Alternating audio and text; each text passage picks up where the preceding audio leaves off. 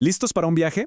Hoy nos vamos hasta el extremo sur del mundo, a un archipiélago que por casi 300 años fue, literalmente, la última frontera del Imperio Español. Esta es la historia de Chiloé, una sociedad única, forjada a puro aislamiento, necesidad y, sobre todo, una capacidad de adaptación increíble. El confín de la cristiandad. Miren, esta frase que se usaba en la época lo dice todo. Es que Chiloé no era solo un lugar lejano en el mapa, no, era el borde del mundo conocido para los españoles, un lugar donde la fe, la cultura y hasta la supervivencia, tomaron formas completamente nuevas y fascinantes. Y para de verdad entender Chiloé, hay una palabra que tenemos que tener en mente: sincretismo. Hablamos de una fusión cultural, pero extraordinaria, entre las tradiciones de los pueblos originarios y la fe de los conquistadores. Una mezcla que dio vida a algo totalmente nuevo, algo que solo podía pasar allí. Bien, esta va a ser nuestra ruta. Primero, vamos a ver cómo Chiloé se convierte en ese borde del imperio. Después, nos metemos de lleno en su conquista y el aislamiento que la definió. De ahí, saltamos a una vida marcada por la fe, el comercio de madera y los piratas, o corsarios, para ser exactos. Luego, una rebelión clave y las reformas que provocó. Y cerramos, claro, con el fin de esta era. Empecemos. Ok, vamos al inicio de todo. Nuestra historia arranca, como tantas otras en América, con la llegada de los españoles. Un periodo súper turbulento de conquista, que, irónicamente, terminaría sellando el destino de aislamiento del archipiélago por siglos. A ver, pongamos las fechas claves sobre la mesa. El archipiélago es avistado en 1553, pero la conquista de verdad, la de Martín Ruiz de Gamboa, no llega hasta 1567. Esos primeros años fueron brutales. Chiloé sufrió una constante sangría demográfica. ¿Qué significa esto? Que se llevaban a la fuerza a la población indígena para trabajar y morir en las minas de oro de Chile Central, un tráfico ilegal y devastador. Pero todo estaba por cambiar de una manera que nadie se esperaba. Y aquí es donde la historia da un giro increíble. Entre 1598 y 1602 estalla la Gran Rebelión Mapuche, que arrasa con todas las ciudades españolas al sur del río Biobío. Para el imperio fue una catástrofe total, pero para Chiloé fue, de alguna manera, su salvación. Al quedar desconectada por tierra, ese tráfico de personas se detuvo en seco. De repente, Chiloé se vio obligada a ser autosuficiente, a arreglársela sola. Su aislamiento acababa de quedar sellado. Bueno, avancemos un poco en el tiempo, al siglo XVII. Con Chiloé ya completamente aislada del continente, su sociedad empezó a tomar forma, atrapada entre nuevas amenazas que llegaban por mar y una economía interna que lo iba a cambiar todo. Lo más interesante de esta época es el contraste. Por un lado, a partir de 1608 llegan los misioneros jesuitas a evangelizar, buscando incluso ciudades míticas. Por el otro, la amenaza constante de corsarios holandeses, como el temido Baltasar de Cordes, que atacaban, saqueaban y quemaban todo. La isla vivía, literalmente, entre la cruz y la espada. Los jesuitas se encontraron con un problema: un montón de islas, muy dispersas. Su solución fue brillante.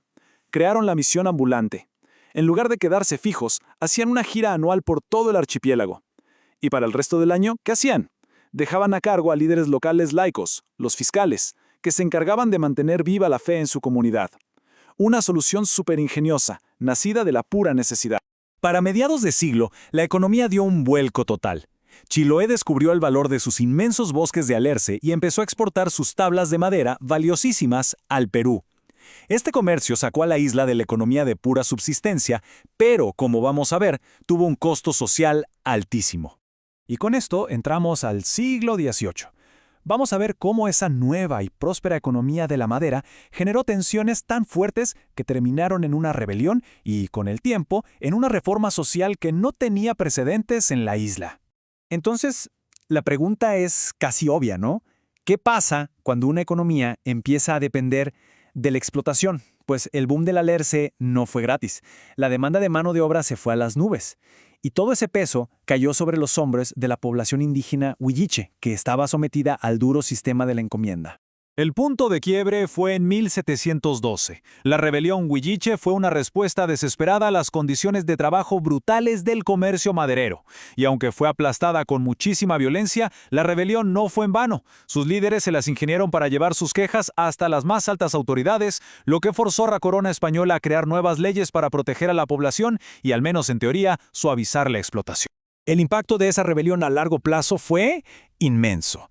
Y llegamos a 1780, una fecha clave. Finalmente, el sistema de encomienda, esa forma de trabajo forzado, fue abolido por completo en Chiloé. Una reforma social histórica para la isla, aunque ojo, la población indígena todavía tenía que pagarle un tributo directo al rey. Ya hacia finales del siglo, la corona española por fin se dio cuenta de la importancia estratégica de Chiloé.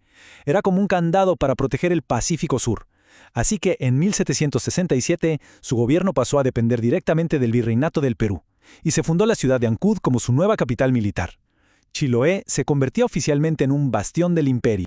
Y con eso, bueno, llegamos al capítulo final de la larguísima y particular historia del Chiloé colonial. La lealtad inquebrantable de la isla al rey de España la llevaría a un último y definitivo enfrentamiento con el nuevo poder que estaba naciendo en el continente.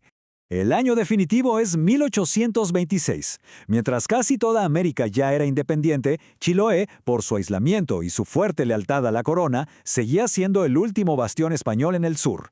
Pero después de varias campañas militares, las fuerzas de la nueva República de Chile lograron la victoria.